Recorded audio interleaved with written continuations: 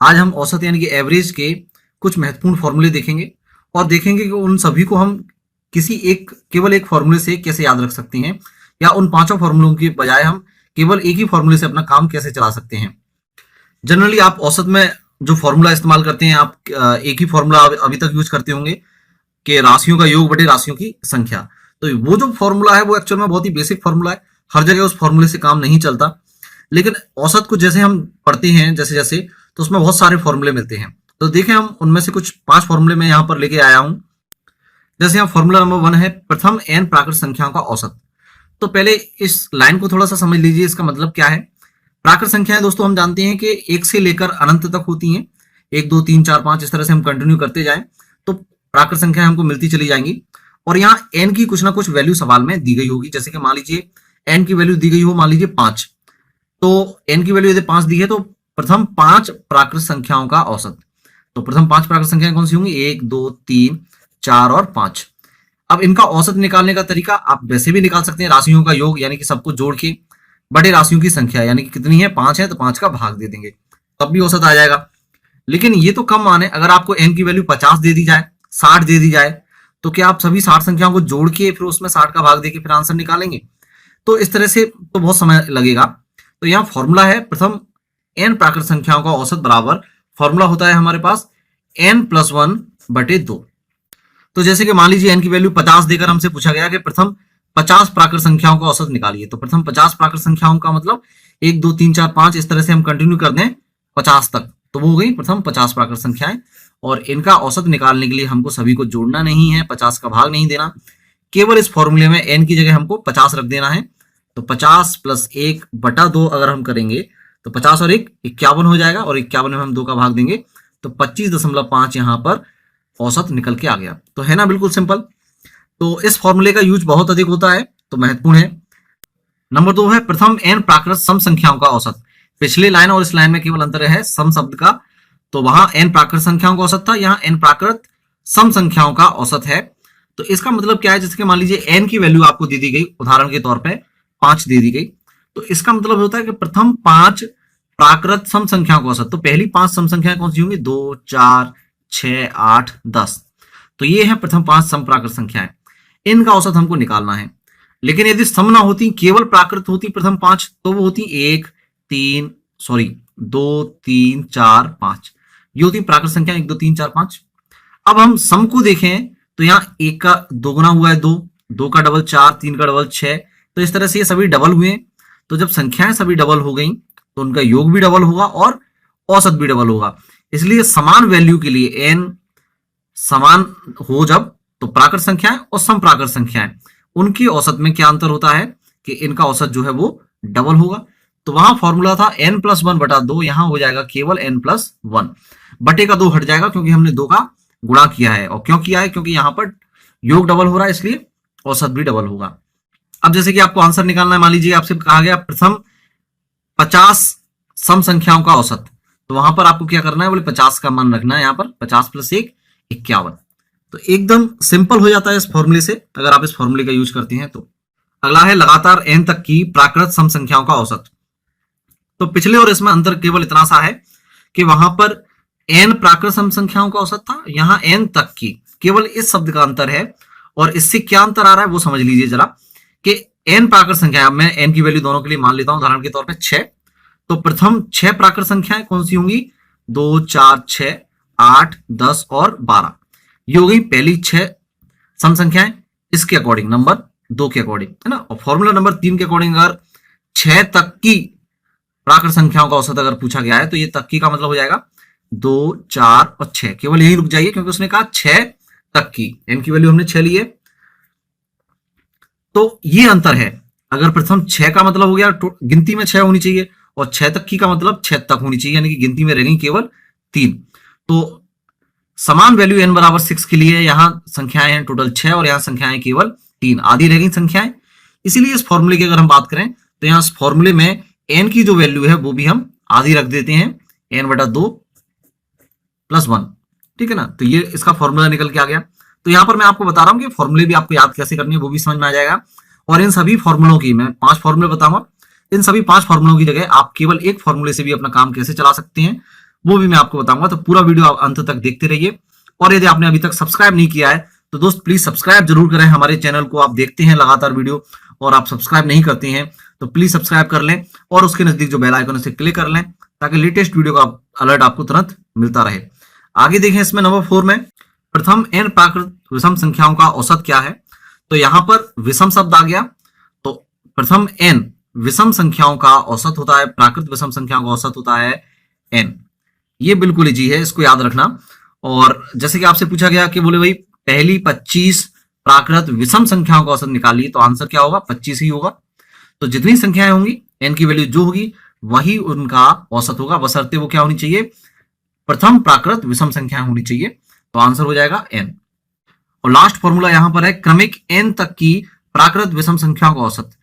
पिछले फॉर्मूले और इस फॉर्मूले में केवल अंतर है यहाँ तक की शब्द का। जैसे सम में आया था तक की शब्द, वैसे ही यहाँ विषम में आएगा। दोनों में डिफरेंस में आपको फिर से बता दूं, n बराबर यहाँ वैल्यू अगर हम 5 लेते हैं तो प्रथम 5 विषम संख्याएं होंगी 1, 3, 5, 7 और 9।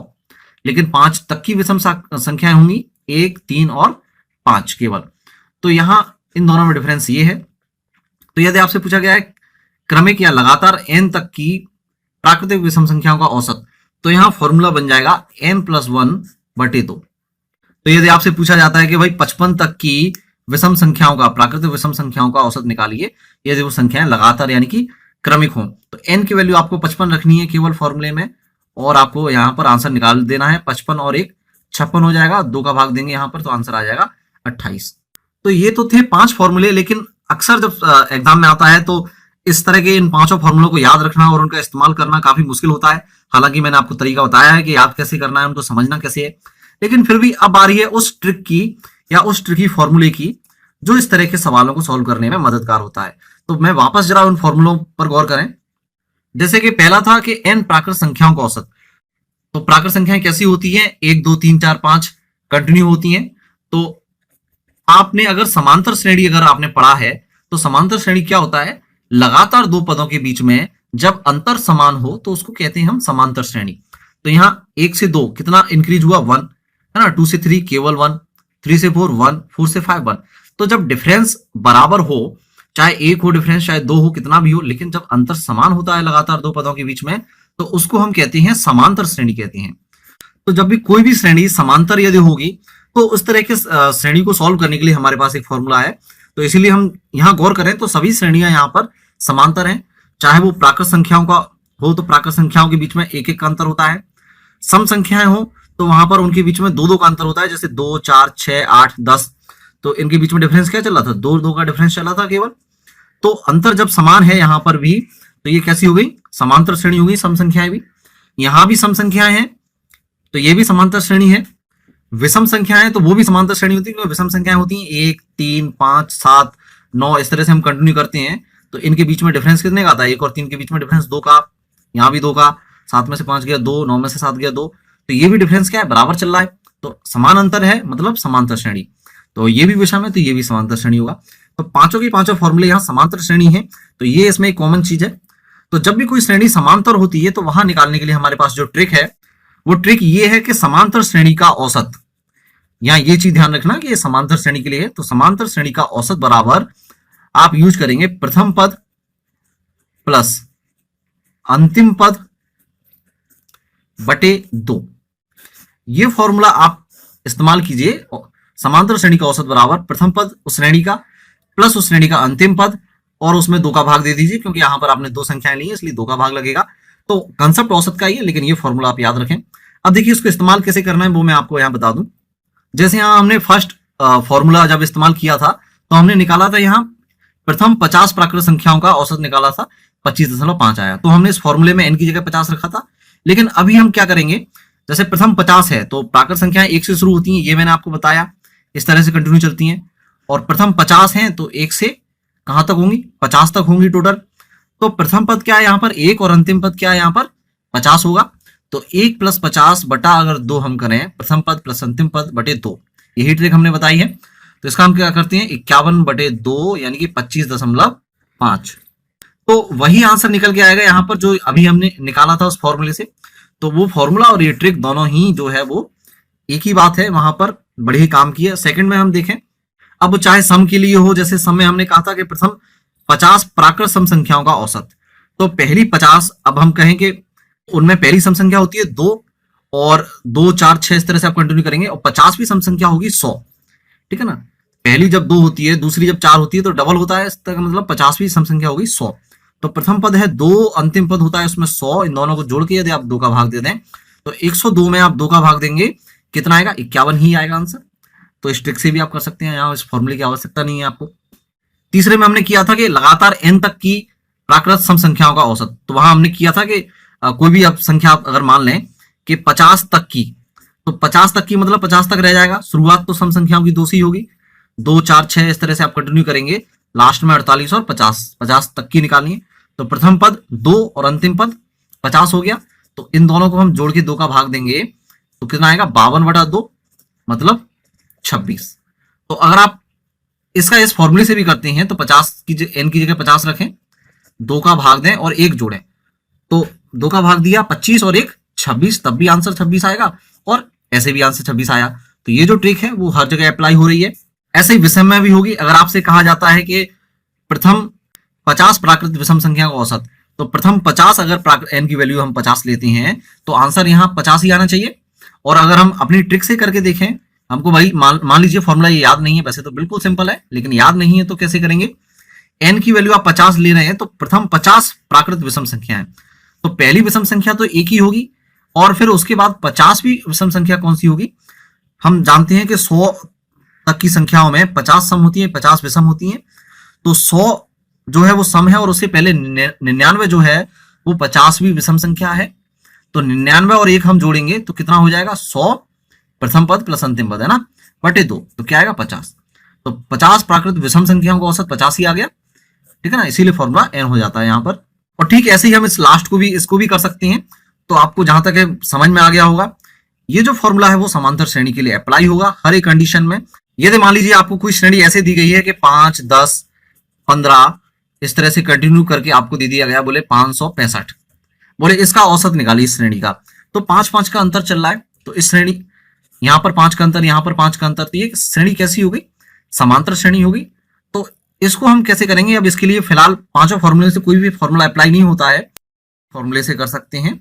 तो प्रथम पद है 5 और अंतिम पद है 565, इन्हें हम जोड़ दें और 2 का भाग दे दें, तो वैल्यू हमको मिलेगी 570/2। तो जब हम सॉल्व करेंगे तो हमें मिलेगा 285, है ना, एकदम इजी। तो इस तरीके से अगर आप करते हैं कोई भी सवाल तो बड़ी ही आसानी से हो जाएगा। अगर आपको वीडियो पसंद आया हो तो आप वीडियो को लाइक कीजिए, कमेंट कीजिए और दोस्तों के साथ शेयर जरूर कीजिए। Thank you, good bye.